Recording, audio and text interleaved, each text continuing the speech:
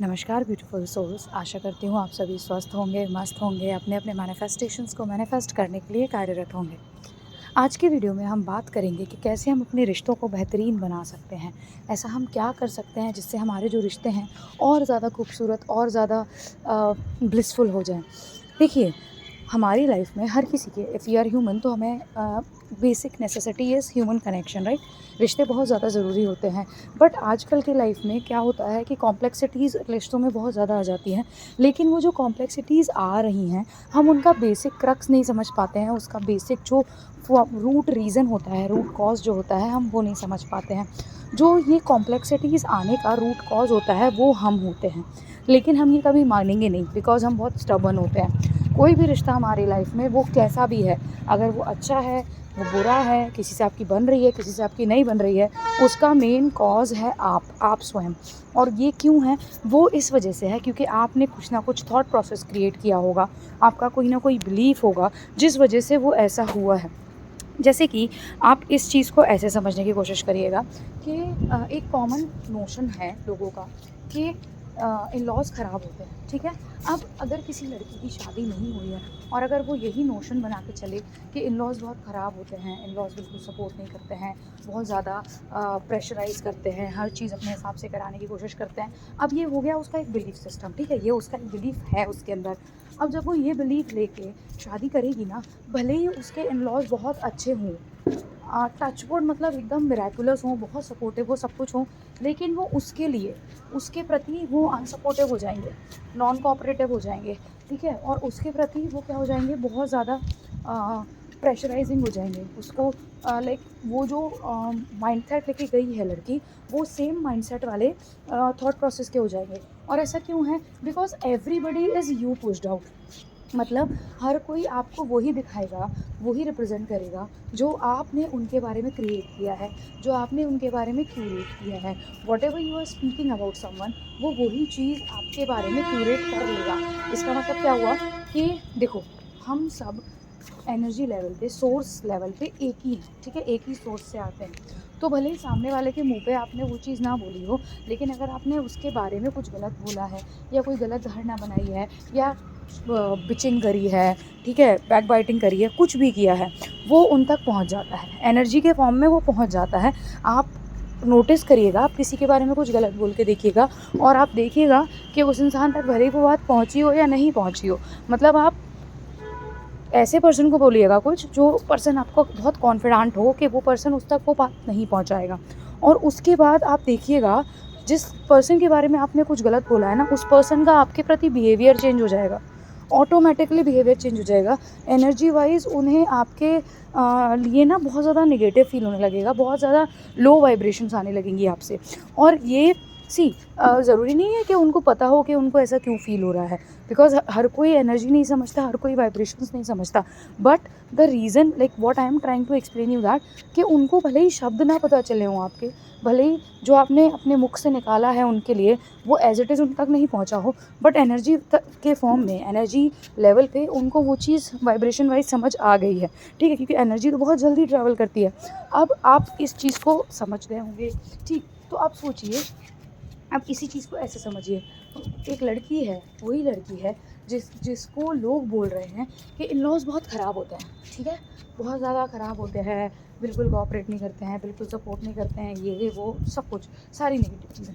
लेकिन वो खुद में बिलीव कर रही है कि जो भी हो, मेरे इन-लॉज़ बहुत अच्छे होंगे, मुझे बहुत सपोर्ट करेंगे, मेरे को बहुत केयरिंग करेंगे, दे विल बी पैम्परिंग मी, मुझे इतना सपोर्ट करेंगे कि मुझे दुनिया में किसी से कुछ माँगने की ज़रूरत नहीं पड़ेगी। अब जब उस बंदी का, उस लड़की का ये थॉट प्रोसेस है, तो जब वो शादी के बाद अपने इन-लॉज़ के घर जाएगी ना, तो अगर वो अपने इन-लॉज़ के घर गई है और उसके इन-लॉज़, आई एम सेइंग, अगर ऑर्थोडॉक्स भी हैं, ठीक है, अगर उसकी शादी एक ऑर्थोडॉक्स फैमिली में भी हुई है ना, तब भी क्योंकि उसने वो अपना एक बिलीफ सिस्टम बनाया हुआ है कि उसके इन-लॉज़ उसको सबसे ज़्यादा सपोर्ट कर रहे हैं, उसके इन-लॉज़ उसको सपोर्ट करेंगे, बिकॉज उसका बिलीफ सिस्टम है, उसने वो एनर्जी ऑलरेडी क्यूरेट कर रखी है।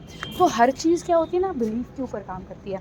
आपने अपने अंदर जो प्रोग्रामिंग बना रखी है, जो आपके अंदर सबकॉन्शियस फीडिंग आपने कर रखी है, वही चीज़ आपको 3D रियलिटी में दिखती रहेगी, क्योंकि at the end of the day 3D is an illusion created by our mind, है ना। इसको कैसे समझेंगे? इसको ऐसे समझेंगे, देखिए, आप ये नोटिस करिएगा, आपने पास्ट में जो सोचा होगा वो अभी आप जी रहे हो, ठीक है, प्रेजेंट में आप जी रहे हो, और जो आप फ्यूचर के बारे में सोच रहे हो ना, वही आपका प्रेजेंट बनेगा आगे जाके। मतलब आप जो थॉट प्रोसेस क्यूरेट कर रहे हो, आप जो थॉट प्रोसेस कैरी कर रहे हो, आप वही थॉट प्रोसेस को अपनी 3D रियलिटी में ला रहे हो। क्योंकि 5D रियलिटी में see there is less time more space, और 3D में हमारे पास time, I said it wrong, sorry, हाँ, 3D में we have less time more space, ठीक है। 5D में टाइम इज़ एन इल्यूजन, मतलब टाइम 3D में भी एक इल्यूजन है जो कि हमारे ह्यूमन माइंड के द्वारा बनाया गया है, ठीक है। क्योंकि अगर टाइम इल्यूजन नहीं होता तो महाभारत बार बार रिपीट नहीं होती, ठीक है, रामायण बार बार रिपीट नहीं होती, और ह्यूमन साइकिल भी बार बार रिपीट नहीं हो रही होती, ठीक है। क्योंकि पास्ट प्रेजेंट फ्यूचर सिर्फ एक इल्यूजन होता है, टाइम अपने आप को रिलीव कर रहा होता है, आप मल्टीवर्स एग्जिस्ट करता है। आपकी जो रियलिटी, मतलब देखो, अगर आपका कोई सपना है, ठीक है, कि आपको ये बनना था, तो वो सपना ना आप कहीं ना किसी यूनिवर्स में जी रहे हो, मतलब आप वो 5D रियलिटी में जी रहे हो, बस आप उसको 3D में नहीं ला पा रहे हो because of your thought process, ठीक है। Coming back to the point, हम बात कर रहे थे रिश्तों को लेके। अब समझने की कोशिश करना कि सपोज़ करिए आपके हस्बैंड से टर्म्स ठीक नहीं हैं, ख़राब हो रहे हैं, ठीक है। अब आप ये चीज़ नोटिस करिएगा कि आप अपने हस्बैंड के बारे में दूसरों को क्या बोलते हैं। आप नोटिस करेंगे कि आप कुछ ना कुछ गलत बोल रहे होंगे, आप उनके प्रति कुछ ना कुछ गलत शब्दों का उपयोग कर रहे होंगे, या आपके मन में ये धारणा बन गई होगी कि अरे ये तो मेरे बारे में परवाह ही नहीं करते हैं, इन्हें तो मुझसे फ़र्क ही नहीं पड़ता है, इन्हें मेरी ज़रूरत नहीं है। जब आप ऐसे शब्दों का प्रयोग करेंगे, तो जब आप ऐसे शब्दों का प्रयोग करेंगे ना, वो सामने वाला इंसान, आपने नोटिस करना कि जब से आपने ये सारे शब्दों का, इस तरीके के शब्दों का प्रयोग करना चालू किया है, तब से वो इंसान आपसे दूर होने लगा होगा, ठीक है। शब्दों का चयन आपको बहुत सोच समझ के करना है, क्योंकि शब्द शब्द शब्द सिर्फ शब्द नहीं है। मैं कितना ज़्यादा भी एम्फसाइज़ करूँ ना इस चीज़ को, वो कम है कि शब्द सिर्फ शब्द नहीं है, शब्द ऊर्जा कैरी करते हैं। यूनिवर्स वाइब्रेशन समझता है, यूनिवर्स एनर्जी समझता है, यूनिवर्स कभी भी आपके शब्दों को एज इट इज़ नहीं लेता। उस टाइम पे आप क्या बोल रहे हो ना, वो मैटर करता है। आप उस टाइम पे एनर्जी कैसी एमिट कर रहे हो।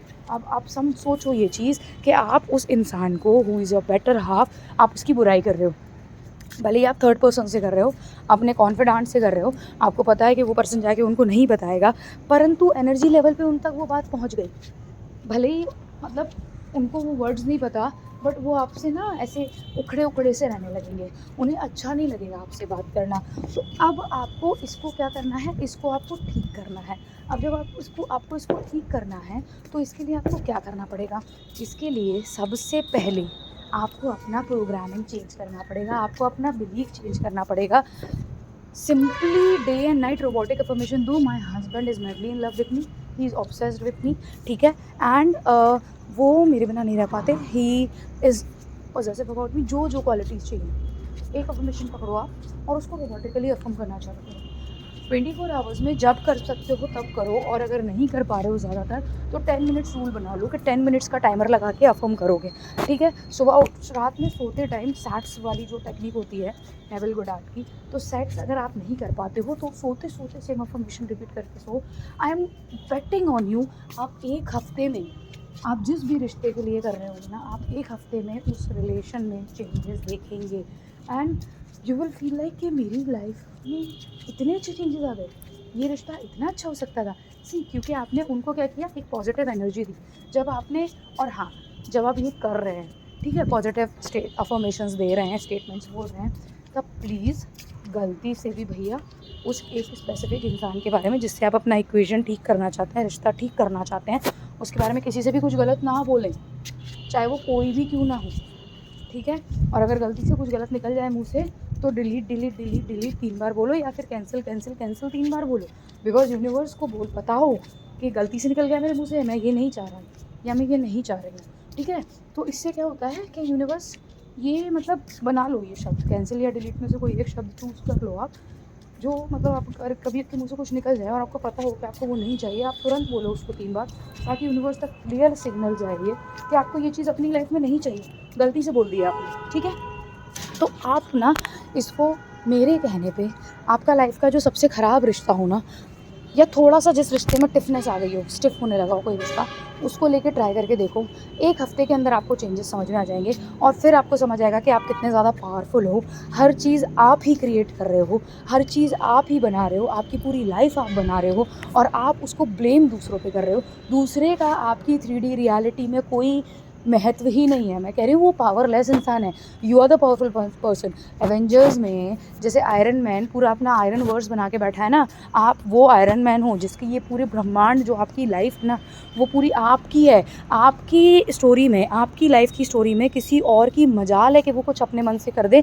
You have that power, so when you have that power, utilize that power. दूसरों पे निर्भर मत हो, दूसरों पे आश्रित मत हो, दूसरों को ब्लेम मत करो। Come out of that blame game और अपना पार जो है उसको समझने की कोशिश करो और अपनी लाइफ को लिविंग हेवन बनाओ। भाई जन्नत कहीं नहीं है, यहीं है। This is heaven. अगर आप यहाँ पर every moment if you are happy you are living in heaven, क्योंकि आपको नहीं पता मरने के बाद आप कहाँ जाने वाले हो।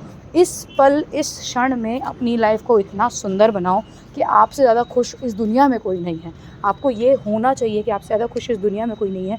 तो प्लीज़ मेरे कहने पे ये ट्राई करके देखो और अपने लाइफ के रिश्तों को बेहतर से बेहतरीन बनाओ।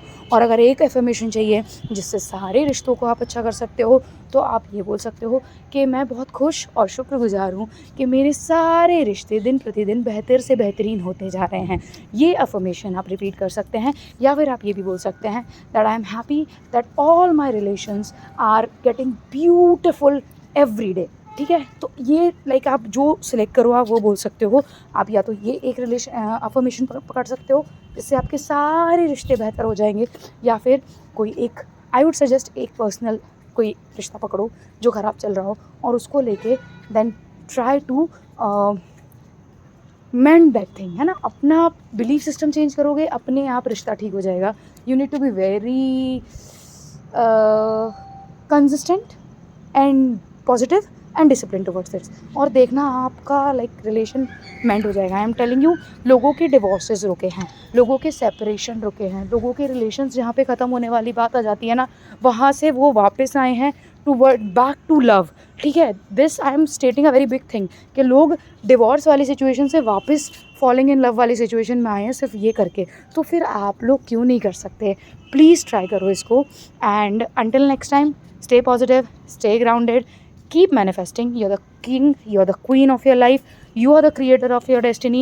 जब तक करेंगे नहीं तब तक छोड़ेंगे नहीं, क्योंकि you are the creator of your destiny. ये हम कभी नहीं भूलेंगे। अगर वीडियो पसंद आया हो तो प्लीज़ लाइक कर देना, शेयर कर देना और चैनल को सब्सक्राइब कर देना। ठीक है, और until next time, signing off. Thank you for watching the video. Hari Om Tat Sat.